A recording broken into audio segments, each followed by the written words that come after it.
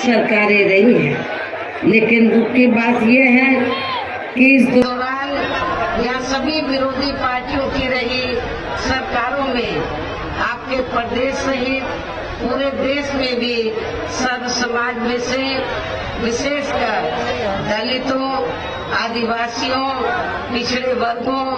मुस्लिम व अन्य धार्मिक अल्पसंख्यकों के साथ साथ गरीबों, मजदूरों, किसानों, छोटे व्यापारियों एवं अन्य मेहनतकश लोगों का भी पूर्ण रूप से विकास व उत्थान आदि नहीं हो सका है। जिनकी सरकारों की नीतियों व कार्यशैली को अब इन्हें और ज्यादा आजमाने की जरूरत नहीं है और इस मामले में खासकर मैं दलितों, आदिवासियों व अन्य पिछड़े वर्गों के लोगों को ये भी बताना जरूरी समझती हूँ कि इन्हें परम पूज्य बाबा साहब डॉक्टर भीमराव अंबेडकर के कड़े संघर्ष एवं अथक प्रयासों से भारतीय संविधान के तहत मिले कानूनी अधिकारों में से खासकर सरकारी नौकरियों में जो आरक्षण की सुविधा मिली है, तो उसे भी यहाँ शुरू से ही इन वर्गों के प्रति हीन व जातिवादी मानसिकता रखने वाली सभी राज्यों में भी बीजेपी व अन्य विरोधी पार्टियों की भी रही सरकारों ने इनका ये आरक्षण का कोटा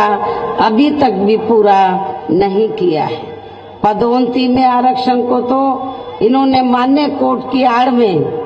काफी हद तक खत्म ही कर दिया है और इस मामले में लगभग यही खराब स्थिति हमें यहाँ आपके मध्य प्रदेश स्टेट में भी देखने के लिए मिल रही है। इसके साथ ही अब इन वर्गों के लोगों को प्राइवेट सेक्टर में आरक्षण दिए जाने की व्यवस्था किए बिना ही केंद्र व राज्यों में भी ज्यादातर सरकारी कार्य यहाँ प्राइवेट सेक्टर के जरिए देश के अधिकांश बड़े बड़े पूंजीपतियों व धनना सेठों को ही दिए जा रहे हैं, जिसके कारण अब पूरे देश में इन वर्गों के लोगों को आरक्षण का बहुत कम ही लाभ मिल पा रहा है और इससे अब पूरे देश में दलितों व आदिवासियों के साथ साथ अन्य पिछड़े वर्गों को भी काफी ज्यादा नुकसान हो रहा है। जबकि अन्य पिछड़े वर्गों के लोगों को ये भी मालूम होना चाहिए कि इन्हें मंडल कमीशन की रिपोर्ट के तहत आरक्षण की ये सुविधा केंद्र में कांग्रेस पार्टी की रही सरकार में नहीं मिली है, बल्कि बीएसपी के कड़े संघर्ष एवं अथक प्रयासों से ही केंद्र में रही श्री बीपी सिंह की सरकार में इन्हें ये सुविधा मिली है, जिसका अब यहाँ जातिवादी विरोधी पार्टियों की सरकारें इन्हें पूरा लाभ नहीं दे पा रही हैं। और यहाँ मैं आप लोगों को ये भी बता देना चाहती हूँ, अब चुनाव के दौरान खास तौर से कांग्रेस पार्टी के बड़े नेता ये कहते हैं कि अति पिछड़े वर्ग को पूरा लाभ दिलाने के लिए जातीय जनगणना होनी चाहिए, जातीय जनगणना। लेकिन शायद इन्हें ये मालूम होना चाहिए और अपने लोगों को भी ये मालूम होना चाहिए कि जब अंग्रेजों के जाने के बाद केंद्र में लंबे अरसे तक कांग्रेस पार्टी पावर में रही, तो कांग्रेस पार्टी की हुकूमत के दौरान सबसे पहले पिछड़े वर्ग के लोगों को आरक्षण देने के लिए तो जो सर्वे हुआ था, काका कालेलकर की रिपोर्ट आई, उसे कांग्रेस पार्टी की सरकार ने उस समय लागू नहीं किया। उसके बाद मंडल कमीशन की रिपोर्ट आई, उसे कांग्रेस पार्टी की सरकार ने लागू नहीं किया। तो जो कांग्रेस पार्टी अति पिछड़े वर्गों की मंडल कमीशन की रिपोर्ट को जिसने लागू नहीं किया, काका कालेलकर की रिपोर्ट को लागू नहीं किया, आज वो चुनाव के दौरान पिछड़े वर्गों की वोट लेने के लिए जो बड़ी बड़ी बातें कर रहे हैं जातीय जनगणना की, मेरे ख्याल आप लोगों को इनकी हवाई बातों के बहकावे में नहीं आना चाहिए, खास तौर से पिछड़े वर्ग के लोगों को। और पिछड़े वर्ग के लोगों को जो आरक्षण की सुविधा मिली है तो ये देन बीएसपी की है। बीएसपी के अथक प्रयासों से श्री बीपी सिंह की सरकार में तो ये सुविधाएं इन्हें मिली है। इसके साथ ही श्री बीपी सिंह की सरकार में इन वर्गों के मसीहा परम पूज्य बाबा साहब डॉक्टर भीमराव अंबेडकर को भी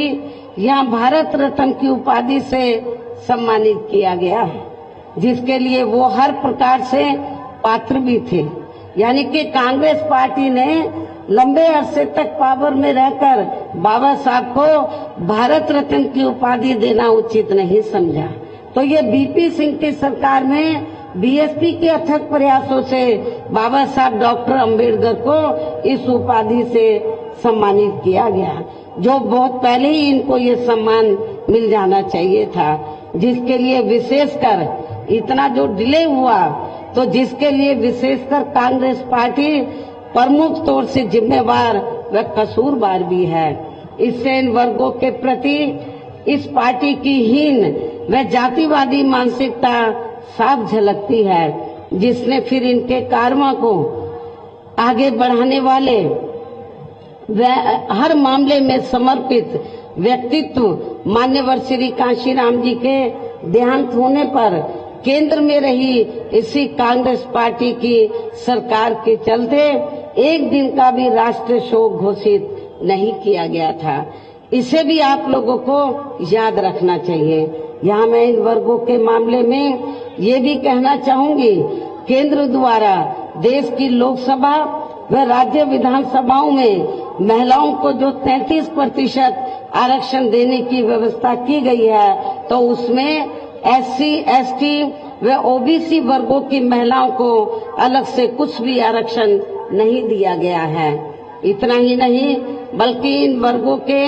लोगों को जुल्म जाति से निजात दिलाने के लिए जो भी अनेकों नियम व कानून आदि बने हैं तो उन पर भी केंद्र व अधिकांश राज्यों की भी सरकारें सही से अमल नहीं कर पा रही हैं, जिससे अब यह खासकर दलितों व आदिवासियों के ऊपर शोषण करने वाले लोगों का मनोबल और भी ज्यादा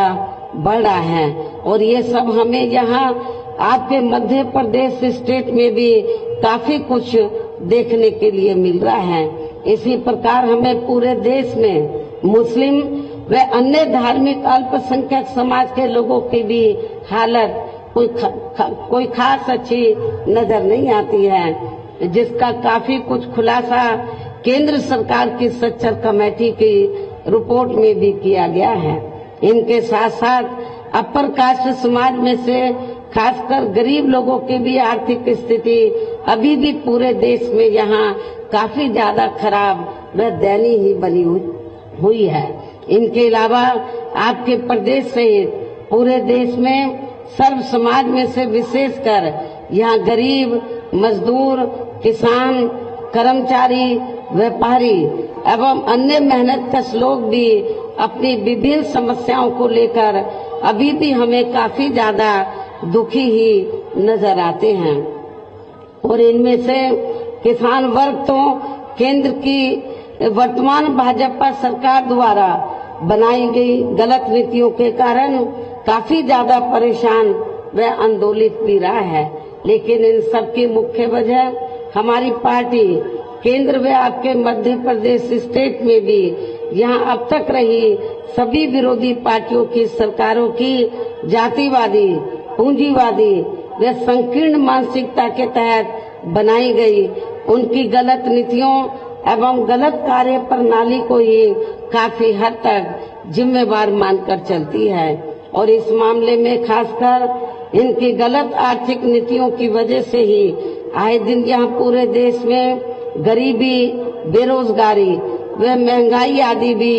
काफी ज्यादा बढ़ रही है। हालांकि इस मामले में शुरू से ही हमारी पार्टी केंद्र व राज्य सरकारों से भी हर स्तर पर ऐसी नीति अपनाने की लगातार ये मांग करती आ रही है कि देश में कुछ गिने चुने पूंजीपतियों व धन्ना सेठों का विकास होने की बजाय बल्कि यहाँ गरीब व आम लोगों का ही विकास होना चाहिए। तभी फिर सही मायने में यहाँ की आम जनता अपनी गरीबी, बेरोजगारी, महंगाई व अन्य और भी समस्याओं से काफी हद तक निजात पा सकती है। इसके साथ साथ अब अपने देश में भ्रष्टाचार भी हर स्तर पर काफी ज्यादा बढ़ा है, जिससे आपका खुद का अपना मध्य प्रदेश स्टेट भी अछूता नहीं रहा है। और इन सब के लिए हमारी पार्टी आजादी के बाद से लेकर अभी तक केंद्र व देश के अधिकांश राज्यों में तथा आपके खुद के अपने मध्य प्रदेश स्टेट में भी ज्यादातर सत्ता यहाँ